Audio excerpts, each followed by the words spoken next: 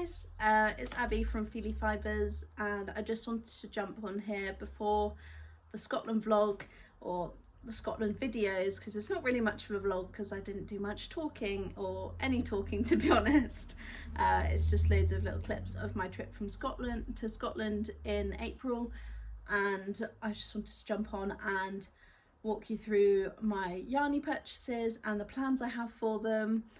You may have seen my Wonderwall video, and Wonderwall was after my Scotland trip, and I didn't overindulge as much as I did at Wonderwall, so this will probably be quite a quick segment and the video will probably be quite short, but I hope you still enjoy it. So jumping straight in, the first yarny thing that I bought was when we went to Oban, and there was a yarn shop in Oban that I really wanted to go to, and by the time we got there, so we went Wednesday, Thursday of the first week we were there. By the time we got there on the Wednesday, it would have given me like 5 minutes in the yarn shop, so we decided to go the next day, and it's a good thing we did, because when we arrived on the Wednesday it was raining, and it wouldn't have been a very pleasant experience walking from the hotel to the yarn shop, because I think it was a 10 to 15 minute walk from where we were staying. So I'm glad that we waited till the next day, because the sun had come out a bit, which was nice. So we went to the yarn shop. I can't remember exactly what it's called. I think it was something like haberdashery or something. I'll put it on screen. And the lady in there was lovely, but she just kind of let me get along on my own and browse. Just remembered that one of the things that I bought from this shop isn't in my pile, so I might have to pause briefly after talking about this yarn. But there was this lovely undyed yarn that had just come in the day before, which would have been the Wednesday, and I instantly knew what I wanted to make with it. And at first I was looking at the DK weight version to make the Luma pullover by Sari Nordland, but I think that's a worsted weight gauge, or weight that it calls for. And then my second thought was, oh, why don't I make the sheep pullover by, is it Rosarios or Red Rosarios? I'll put a photo on screen and the information, but it's basically the colour. The one I really wanted to make is like this dark brown base with white sheep, and there's a little lamb on there, so it's not all the same sheeps, or sheepies as James and I like to call them. And yeah, so it's a fingering weight pattern, and these are the two colours that I got. So these will be gorgeous together. They really smell of like spinning oil and sheep, which I love. What more could you want in a yarn, really? And so the brand is Inverlonen, which is the farm that the sheep live on. I don't know why I made such a meal of saying that, but it says on the label, it says the natural fibre company, made in the UK, wool and spun, and it's a Shetland cross Hebridean wool, so it's 100% native and grown in Oban, which obviously where we were. And can't lie, it wasn't cheap, but it was payday. And I said, I don't want to buy loads of yarn in Scotland, but if it's from where we are, then I'll make an exception. I did break this rule a few days later, but this was like perfect, and I was like, nothing's going to top this. This is what I was looking for. So I spent a rather heart-wrenching amount on a jumper quantity for this to make the sheep sweater or sweet sheep pullover. Not sure on exactly what the name was, but I think this is going to be gorgeous. Again, I said in my Wonderwalls video that I'm not really looking to cast on a jumper currently. She says that she's bought loads of jumper quantities, but I quite like planning ahead and having yarn in stash to shop my stash when inspiration takes me. So I'm quite happy having this sit in my stash until I'm ready to cast on. As it's a fingering weight, it could quite well just be a nice transitional piece from either spring to summer, or summer in the late evenings, or even summer to autumn. I could probably get away with wearing it in the winter, so I feel like it could be a good all-rounder knit, although I'm more inclined to knit a cardigan currently, or tops. But I think I will be casting this on in the near future, just because I haven't done colour work in a while, and I really love colour work. If you look at my Ravelry, there's so much colour work in there, and yeah, so that's my plan for this gorgeous yarn. I actually only have 2 more yarns to show you. Like I said, this is going to be a very quick one, but I had just bought the new Rose Knitwear pattern book, and I'd been following Stockinette Bitch on well, she goes by Stockinette Bitch, Ava, on YouTube and Instagram for a while, and I'd messaged her before we went to Scotland, because turns out she was in Scotland the same time as us, which was a crazy coincidence. And I messaged her, and a few days later, I think, the is it called the Inclinations? I can't remember the name of the jumper. I can picture it. It's like wavy waves that are created by like garter stitch, but also Collins of Stockinette, and she made it in this lovely purple, and I was like, I need a purple jumper. I need a purple jumper exactly like that one. No originality, just wanted to copy Ava's. And yeah, so we went to, well, I went to Ginger Twist Studios on my own. My boyfriend was struggling to find somewhere to park, and to be honest, he doesn't really like going to yarn shops, and kind of, sounds harsh, but kind of ruins the experience for me, because he just spends the whole time moaning and asking to go home. So I was quite happy that he was out the way, so I just spent as much time as I wanted in Ginger Twist. Surprisingly, I didn't buy any yarn in Ginger Twist. I feel like I was a bit overwhelmed with the gorgeousness of everything. I was looking around and I was just like, wow. The yarn walls in there are gorgeous, and in the end I actually ended up, no, that's not English. In the end, I purchased some fabric to make a couple of project bags. So I got this really lovely like orange corduroy, which I made Evelina a project bag in, and a fabric to line that. And then I got a snap bag that has the Ginger Twist logo on. I'll insert some photos because I don't have them close to me. But yeah, I was very happy with those purchases. I also bought some buttons for Evelina because I saw them and thought she'll love these. Yeah, that's all I bought at Ginger Twist, which was very surprising. I was in there for probably a good 45 minutes, just walking around in circles, looking at everything, feeling everything. And there were so many yarns that I really loved. And it was nice to see stuff like some of the BC Garn yarns in person, to get an idea of the colorways, because I've always wanted to try them. And yeah, they had so much, honestly, so many lovely yarns that I just, yeah, overwhelmed, I think, was the main takeaway from Ginger Twist. It was lovely, but overwhelmed. And then we were with one of my work friends while we were visiting Edinburgh, and I said, oh, sorry, you might have to come to yarn shop with me. And I think he actually enjoyed the experience. I initiated him to yarn. I always talked to him about my knitting, and he said I sound like really like a wholesome grandma. So I feel like that might be a compliment. I'm not sure, but he says it in a nice way. So the second yarn shop we went to was Be Inspired Fibres, and I can't remember the name of the woman that owns it, but she is lovely. I messaged her on Instagram before we went because I was looking for a specific, no, that's a lie, I didn't. I tagged her in my Instagram post because I was looking for a specific dye lot for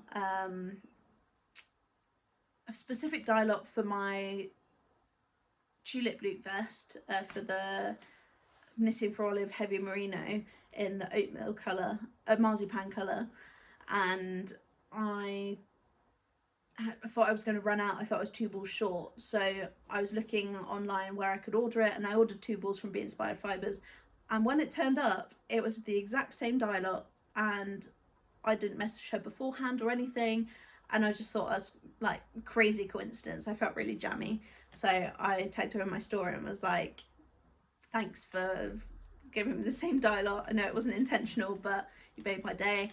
And then when I went, I was talking about it, and she was like, oh yeah, I saw your post, it's such a crazy coincidence. And I mean, yeah, the yarn shop was amazing. It was literally jam-packed full of every yarn under the sun. You had Zakami, BC Garn, Adrifil is that one that I don't see very often, Knitting for Olive, Sanders Garn, basically most brands you can think of, like European brands and all, were in there. And yeah, I was again overwhelmed, wasn't really sure exactly what I was looking for, except for I really wanted this purple to make this jumper that I'd seen Ava make from Stockinette Bitch. So I was looking, and Kai, my work friend, and James, my boyfriend were helping me look, and James picked up this really lovely, like, greeny, pastel-y green colour from, I think it was Phil Kalana Peruvian, and to be honest, I did really like the colour, and I thought, oh well, I could just make the jumper in this instead. And then Kai picked up this purple, and the purple was like the perfect purple I was looking for, but sorry, excuse me, but James didn't like the purple. And I said, well, if there's enough of the green, I can make the jumper in the green. And I think there were 2 balls short of the green, but I had plenty of the purple, so I got the purple. And this is it. Sorry. So it's the Peruvian by Phil Kalana in the colour 815. I think it's something like Heather. That's the Alexa prompt that James has set up whenever anyone coughs, and it's really annoying. Sorry about that. So yeah, it's the colour 815, which I think is something like Heather something or other, and it's just this really lovely purpley mulled, heathered tone. I don't know if you can really see the heatheriness of it, but it is gorgeous. And this is one of the yarns that I wanted to try, because I've worked with Cascade 220, and this is the other one that's always recommended in like the substitute for Cascade 220. And Addie of Knits by AJ talks about Phil Kalana Peruvian quite a lot, and how much it's really nice, how much it's lovely. I think she made the Waves sweater by Spectacle Strick in it, and it looked absolutely gorgeous. So it's a yarn I wanted to try, so I broke my I only buy yarn from the region thing. And yeah, it's just, I mean, I think everyone knows this yarn. It's just 100% virgin wool, Peruvian wool, Peruvian Highland wool, and it's 100 meters per 50 grams, so that is a worsted weight, I believe, or bordering on Aran. I think it might be Aran.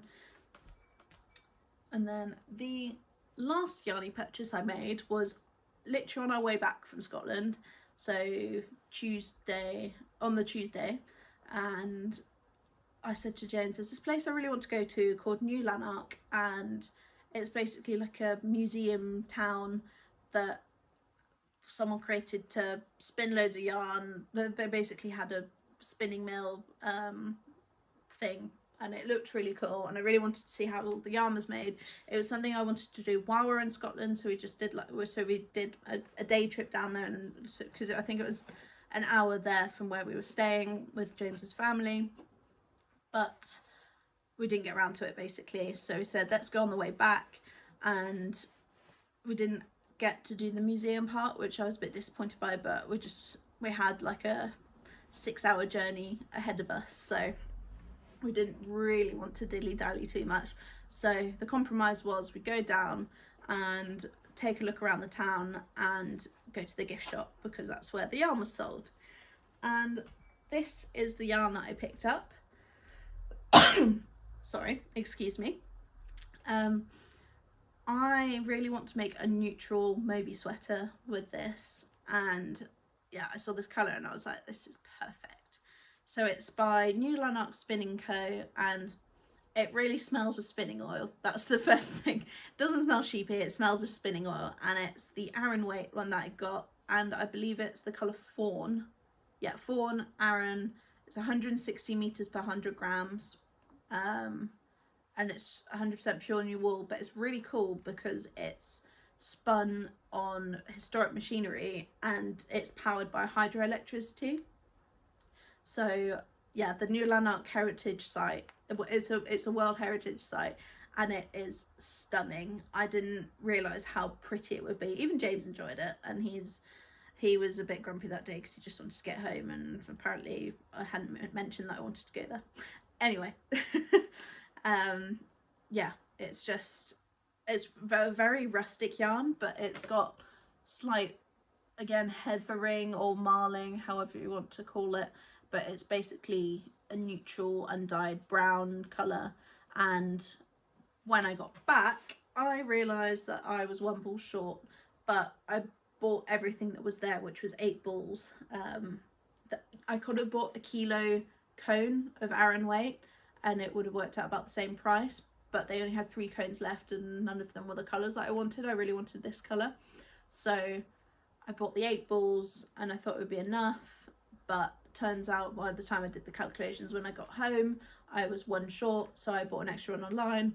And long story short, they rang me and said they were out of stock, but they were going to spin up a new batch, so obviously it might look slightly different. I might just have to stripe it in, but yeah, another one's on the way, so I will be making a Moby sweater in this, which I'll probably cast on end of summer, beginning of autumn, because I don't see myself wearing this through the spring or summer. It's very thick yarn, very woolly, very rustic, but I am really looking forward to having a Moby sweater in this yarn because I have been thinking about the Moby sweater for so long and I've never quite found the right yarn or the right colour. I wasn't really sure what I wanted to make it with, because I've seen someone make it with like almost like a neon base. It wasn't really neon, it's like a greeny colour with pops of neon in, which I think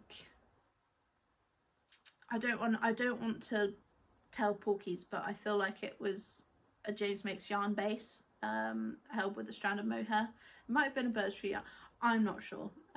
Anyway, it's a hand dyer's base that someone had made, and it looked gorgeous in those colours, but I think I'm more of a neutral person. Looking in the box of yarn that I got down there, it's mainly neutrals apart from a purple and this purple, but yeah, these two again are neutrals. But I am trying to expand into colour. I'm really into yellow at the moment, that's like the colour that calls me, but yeah, red, yellow, red and green are like the 3 colours that I am most drawn to currently. So yeah, all that to say, Moby sweater in this is going to be gorgeous. So those are all my purchases from Scotland. Obviously, what? Sweater or jumper quantities of each, so a lot more than this, but yeah, they're lovely. There's not really much more I can say on them, so enjoy the vlog. I hope you, well, I keep calling it a vlog, it's not really a vlog.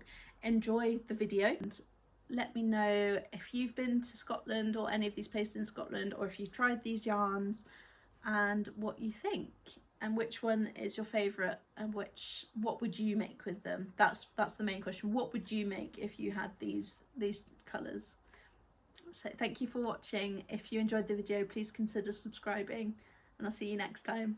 Just jumping back on to say, I forgot to show the fabric that I bought in the shop in Oban, and the lovely lady had loads of really gorgeous Harris tweed, and me being me, I thought, well, I've never sewn before, but I really want to get into it and I want to make a project bag, so let's buy some Harris tweed. and this is the one that I got. It's really lovely, like tartany type with orange and greeny yellow stripes on it, and it even came with some small like authentic Harris Tweed labels to sew onto it. I haven't quite worked up the courage to make a bag with it yet, although I feel like I've kind of mastered the project bag sewing now. I've moved on to clothes, and I've really liked the ones that I've made, so maybe I should give it a go. Let me know, have you ever sewn with Harris Tweed or made project bags? Let me know, and enjoy the rest of the video.